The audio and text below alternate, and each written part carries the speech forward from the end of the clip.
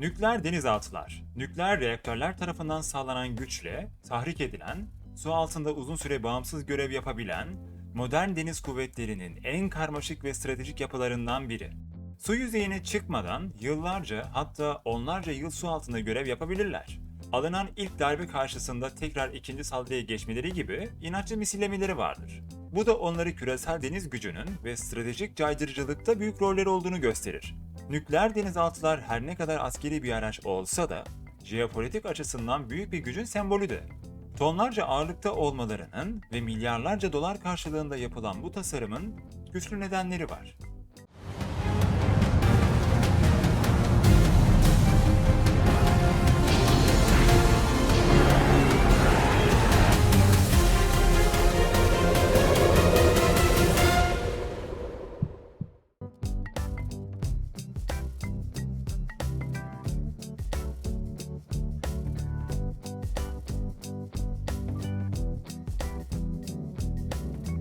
Nükleer denizaltı modeli ilk 1954 yılında ortaya çıktı ve birkaç yıl aralıklarla iki farklı seri daha ekleyerek ilerletmeye başladılar. Toplamda 3 çeşit nükleer denizaltı var. Bunlar nükleer tahrikli saldırı denizaltısı, balistik füze taşıyan nükleer denizaltısı ve son olarak seyir füzesi taşıyan nükleer denizaltısı. O günden bugüne geliştirilen silah sistemleri, reaktör teknolojisi, sessizlik ve gizlilik adına yapılan tüm çalışmalar. Ve şu an ekranda görmüş olduğunuz ortalama uzunluk ve kilo birimleri. Aralarında sadece biri ikinci saldırı yeteneğini kullanabiliyor. O da balistik füze taşıyan nükleer denizaltısı. Bu kadar uzun ve tonlarca ağırlıkta olmalarının güzel nedenleri var. Her bir nükleer denizaltı içlerinde büyük nükleer reaktör ve güç santrali taşırlar. Bunların yanı sıra uzun menzilli balistik veya seyir füzeleri için çok sayıda dikey fırlatma rampası ve silolarla geniş mühimmat depolarına sahipler. Elbette bunların yanında aylarca su altında idare edecek mühimmat ikmal malzemeleri, erzak gıda malzemeleri ve teknoloji aletler için büyük bölüme sahip olmaları gerekiyor. Tabi bu sayılan tüm donanımlar pamuktan ibaret değiller. Her biri onlarca tondan oluşan ağır yükler. Nükleer balistik füzenin sadece bir tanesinin ağırlığı 40 ila 60 tondan ibaret. Yani bu şu demek, bir tırın neredeyse 2 katı ağırlığında. Tabii ki göreve çıkarken bir taneli yola çıkmıyorlar. Ortalama 20, belki de daha fazla olma ihtimali yüksek. Ve bakıldığında bu 1500 tona yakın bir ağırlık yapıyor. Bu kadar donanımlı malzemelerin olması için bolca kapasite alanı olması gerekiyor. İşte bu yüzden yapının 100 veya 150 metre hatta daha fazla uzunluğa sahip olmaları son derece normal. Denizaltıların gövdesi için kullanılan malzemeler yüksek mukavemetli ve deniz suyuna dayanıklı alaşımlardan oluşuyor. HY80, HY100 ve HY130 olarak 3 farklı çelik alaşım türü var. Bu numaraları ucuzdan pahalıya doğru da düşünebilirsiniz. Örneğin HY80, diğer serilere göre daha az mukavemet sergiliyor. Ama bu demek değildir ki sıradan, dayanıksız ya da derinliğe gelmez. Hayır, aslında ucuzluğu yönden en çok kullanılan alaşım serilerinden biri. Ve 350 ila 500 metre arası derinlik basıncını karşılayabiliyor. HY100 ve 130 çeliklerin dalış derinliği tabloda gördüğünüz gibi. Biraz daha derine inebilecek güçleri var. Fakat daha derine ulaşmak için daha güçlü bir şeyin olması gerekiyor. Titanyum. Çelikten çok daha güçlü ve çok daha hafif ve manyetik alan oluşturmuyor. Dolayısıyla bu onu düşmanlar tarafından görünmez yapıyor. Maliyeti yüzünden ve işlemesi çeliğe göre çok daha zahmetli olduğu için sınırlı sayıda üretildi. Peki, bu kadar devasa büyük makineler gücü nereden alıyor? Suyun altında ilerlemesini, elektrik üretmesini, yani sistematik olarak tüm sistemi çalıştıran şey.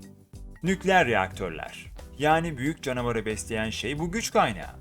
Deniz altında yıllarca görev yapmasına kadar her şey onun sorumluluğunda. İki farklı reaktör sistemi kullanılıyor. Basınçlı su soğutmalı reaktörler, sıvı metal soğutmalı nükleer reaktörler.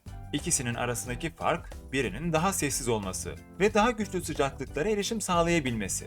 Aynı zamanda daha fazla maliyetli.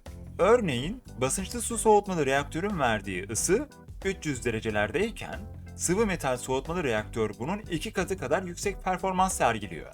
Aynı şekilde sessizlik konusunda da başarılı. Fakat bu kadar başarılı olmasının yanında büyük tedbir de istiyor. Mesela soğuma işlemi arıza yaptığında tüm sistem çöker. Yani reaktörü soğutan şey yüksek sıcaklıklarda dans eden sıvı metallerdir. Eğer sıcaklığı düşer Katılaşmaya başlarsa acil tahliye gerekebilir ya da reaktör sistemini sonlandırabilir. Her halükarda denizaltının kalbi olan reaktör sistemi çalışmadığı takdirde hiçbir görevi yapamayacak. Bu yüzden sıvı metal soğutmalı reaktörler inanılmaz performans sergilediği gibi inanılmaz ilgi de istiyor. Ama basınçlı su reaktörler öyle değil. Sadece yüksek sesiyle meşhur. Tamiri, bakımı diğerine göre daha az maliyetli ve kolaydır.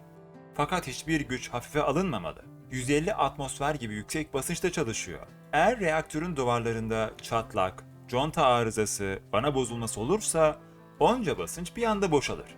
Ve boşaldığında etrafında bulunan herkes, her cisim büyük zarar görür. Aslında kullanılan her iki reaktör sistemin de çok dikkatli olunması gerek.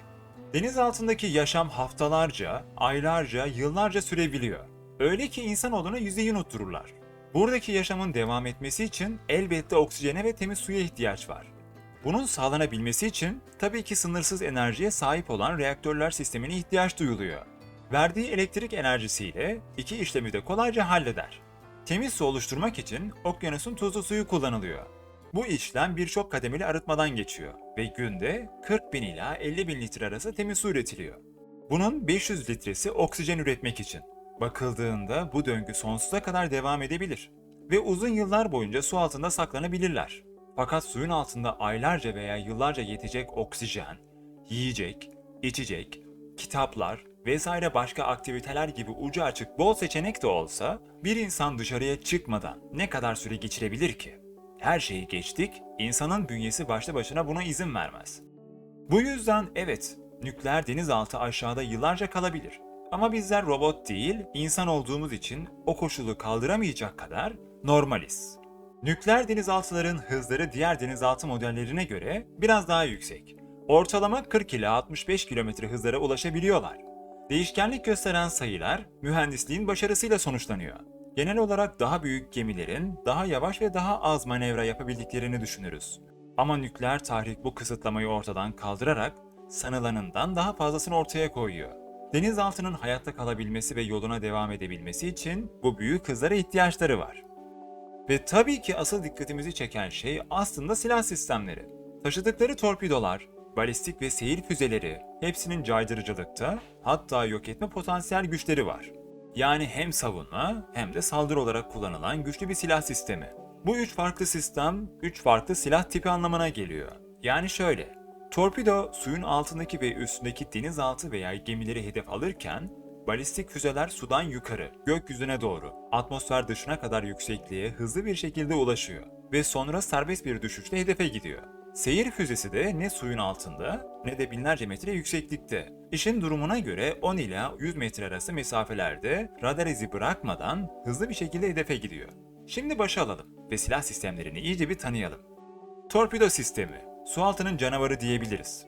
Eğer su altında imha edilmesi gereken bir hedef varsa bu işi torpidoya bırakın. Yaklaşık 1 tonla 4 ton arasında ağırlığa sahipler. Tabi aradaki bu ağırlığının eşitsizliği torpidonun iç donanımına bağlı olarak değişebiliyor. Aynı şekilde hızları ve kat ettikleri mesafede. Ortalama hızları saatte 100 km ila 400 km hıza kadar artış gösterebilirler. Kat ettikleri yolculuk da 15 ila 50 km arası. Torpidodan saldırı görecek olan kişiler genelde düşman denizaltılar ve gemilerdir. Fakat kıyıya yakın mesafe saldırısında geri çevirmezler. Aynı ilgiyi ona da gösterirler. Torpido başlı başına güçlü ve etkili bir silah. Fakat bir de mutasyona uğrarsa... Soğuk Savaş döneminde geliştirilen nükleer başlıklı torpidolar. Evet, asıl güç bunda. 10 kilotondan 200 kilotona kadar değişen nükleer yük taşıyabilirler.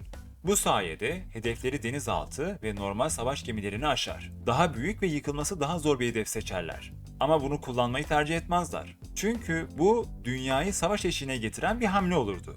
Ve kullanılırsa zaten 3. Dünya Savaşı başlamış demektir. Seyir füzeleri 4 veya 6 metre arasında boyutlarıyla nokta atışların ustası. 2500 kilometreye kadar olan menziliyle radara yakalanmadan sessiz bir şekilde girer ve infilakla çıkar. Sadece denizaltı modellerinde değil, uçak, gemi ve kara rampasında kullanılabilir. Hızları saatte 800 kilometreden 6000 kilometre hızına kadar ulaşabiliyor. Elbette aralarındaki bu uçurum sayılar modellerine ve donanımına göre değişiyor. Eğer isterlerse bunlar da mutasyona uğrayarak verdiği hasarın 10 belki de 50 katını verebilirler. Ki kendisi başlı başına zaten yıkıcı. Ve son olarak balistik füzeler. 12 ila 16 metre arası uzunluğa sahipler. Kat ettikleri yolculuk kıtalar arası. Dünyanın bir ucundan diğer ucuna erişim sağlayabilen büyük bir canavar. 12.000 ila 25.000 kilometre hızlarına ulaşabiliyorlar. Deniz altında veya üstünde, fırlatıldıktan sonra yukarı, atmosferin kesildiği yere kadar yüksekliğe çıkar. Daha sonra hedefi yok etmek adına serbest bir inişe geçer. Burada hedefi yok etmekten fazlasını yapabilir. Çünkü insanlığın sonunu getirecek güce sahip. Fakat daha önce balistik füze hiç kullanılmadı. Ama karşılaştırma yapacak olursak bu şöyle olurdu. 1945 yılında Hiroşima ve Nagasaki'ye atılan atom bombaların gücüne kıyasla 20 belki de 25 katı büyüklükte olurdu. Böyle bir durumda o şehir yok olurdu. Geçici yokluk değil, silinircesine bir yok oluş olurdu. Yaydığı radyoaktif yüzünden mevsimler etkilenir, bitkileri topraktan mahrum ederdi. Ve solunan hava da kişiyi çeşitli ölümcül hastalıklara sürüklerdi. Balistik füzenin kullanılmamasının nedeni sadece atılan şehire değil, tüm dünyaya verilen ayrı bir sinyal olurdu. Denizaltıların kullanmış olduğu 3 farklı silah sistemin özeti şimdilik bu şekilde. Hatta bu kısım için fazlaca ayrıntıya bile girmiş olabiliriz. Ama yine de bilgi bilgidir. Bir sonraki bölümde elektrikli denizaltılar hakkında bilinmesi gerekenler olacak. Her detay, suyun altında sessizce bekleyen o dev makinelerin ne kadar karmaşık ve etkileyici olduğunu daha iyi anlamamızı sağlıyor olacak.